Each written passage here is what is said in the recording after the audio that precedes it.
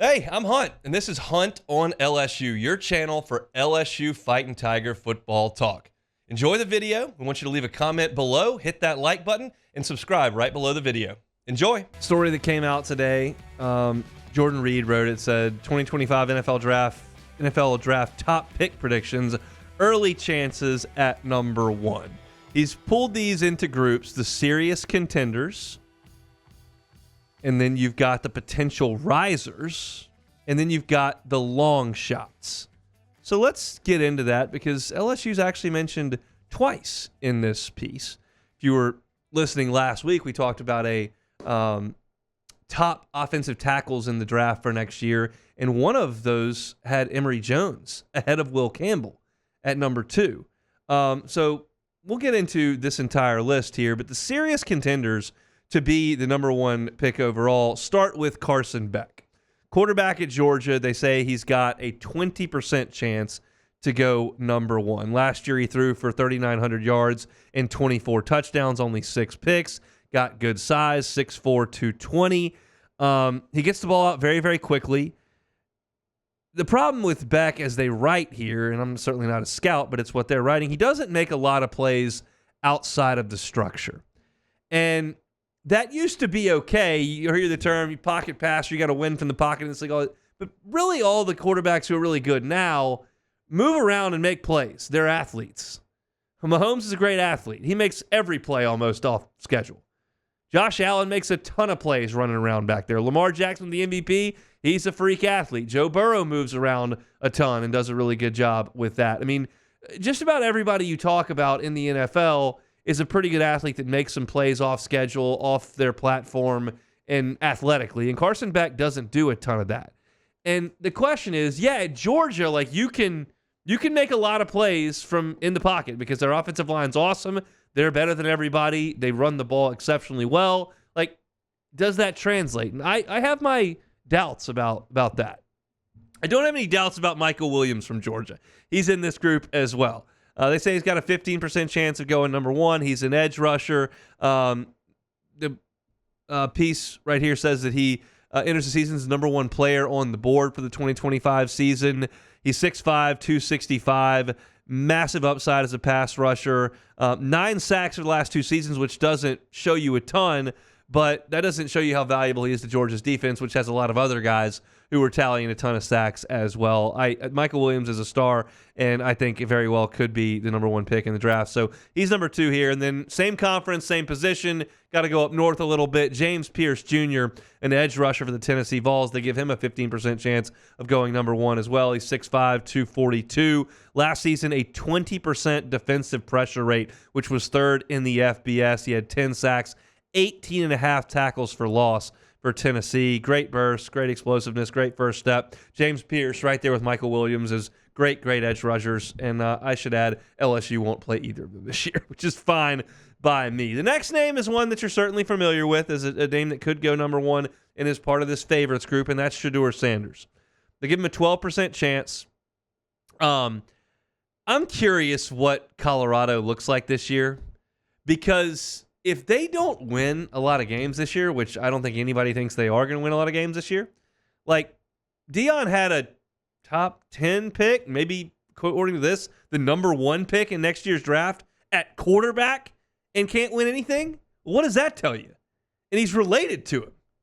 Now he'd have to go find the next one that he didn't help give birth to.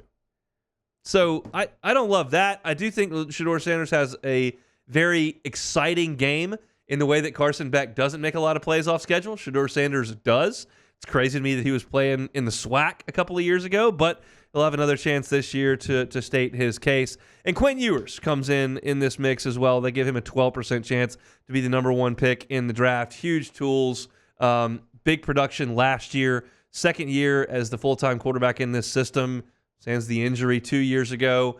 And I think very well could be the number 1 pick in this draft, and I think that it's reasonable to expect that he'll beat out Arch Manning, which they try to manufacture this quarterback war, I think, because Arch has a cool last name. I think Quinn Ewers is going to be just fine. And so those are the cream of the crop there at the top. Now you got potential risers. Kelvin Banks, who we just mentioned in the last segment, who's going to be at SEC Media Days this year, is the offensive tackle at Texas that many believe to be the best in the class.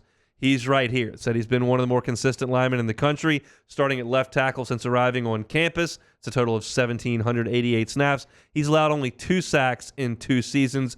6'4", 324 pounds. He's a great run blocker and a good pass rusher. They give him a 6% chance to be the first pick in the draft. Next on the list, Will Campbell.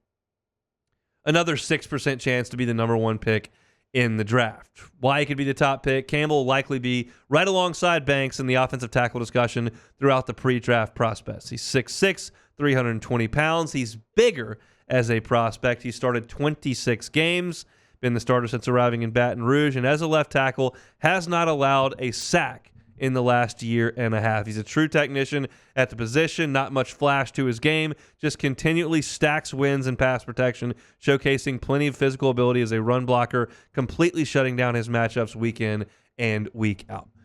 This is not something I really recall as someone who covers LSU, who's watched LSU for 25 years, consistently reading these pieces and having a left tackle thought of as the first pick in the draft, the best left tackle in the country, the best offensive line in the country.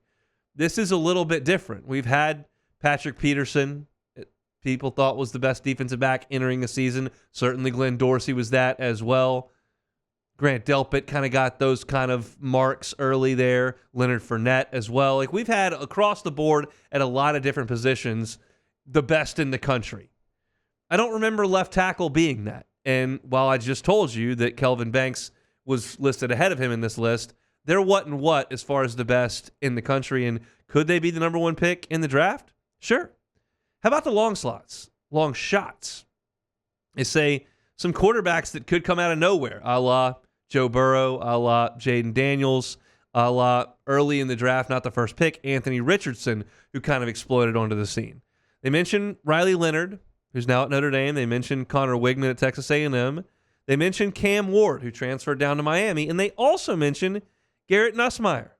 1% chance. So you're telling me there's a chance. It says, after serving as Daniels' backup this past 2 seasons, Nussmeier takes over as the starter gig at LSU. He has good accuracy and touch down the field. If Garrett Nussmeier is the number 1 pick in the draft, some really awesome stuff has happened between Labor Day and Christmas. Really awesome stuff. I don't know that I necessarily see it, although now it's a better chance than it was 15 years ago. Because if you remember like the Bill Parcells and Bill Belichick model on what they want from a quarterback when they're drafting him, they want a guy who's been the starter for 3 years. They want a guy who's 6'6". They want big arm. And Garrett Nussmeier is 6'2", 205. Like, that's a big human. It's not a big quarterback. But he's not as athletic as Jaden Daniels or Lamar Jackson or Josh Allen. He's probably not as athletic as Joe Burrow. And he doesn't have a ton of skins on the wall to this point. But every time you start to look at these lists and guys to watch for, watch list this, and who could be this and who could be that, he tends to creep up. And I'm not sure how much of that is because Jaden Daniels won the Heisman in this system a few years after Joe Burrow won the Heisman here. I'm not sure how much of that is because he's got a last name people recognize. I'm not sure how much of that is because he played well in the bowl game. I'm not sure where this buzz comes from, but I'm good with it. Like, Graham Mertz over at Florida has won a lot of games and thrown for a lot of yards at 2 different places. He's much more accomplished a player than Garrett Nussmeier is. But Nussmeier gets put on these lists, and guys who have been more productive don't.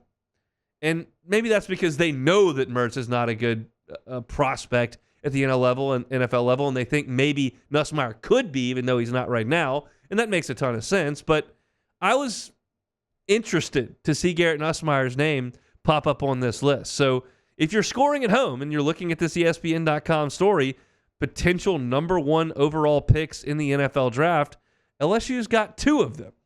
But as we know, they're both on one side of the football.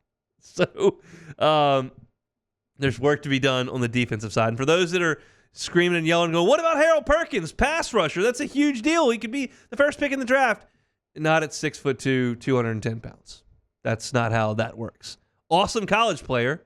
Potential very, very high ceiling as an NFL linebacker that he's not even close to reaching just at this point. but not necessarily a threat to be the number 1 pick in the draft. Will Campbell, very much so if the quarterbacks falter or somebody that already has a quarterback has the first pick. And then potentially Garrett Nussmeier. If all those stars align, we'll take it. And now at this point, I'm not preconditioned to say there's no chance a quarterback from LSU could win the Heisman and be the number 1 or number 2 pick in the draft. Now I can say, that makes some sense. That happens all the time around here. Crazy how times change over the course of 5 years down here in Baton Rouge. Hey, thanks for watching Hunt on LSU. Before you get out of here, do us a couple of favors. Hit that like button, leave your comments below, and subscribe to the channel for all your Fighting Tiger football talk. See you next time.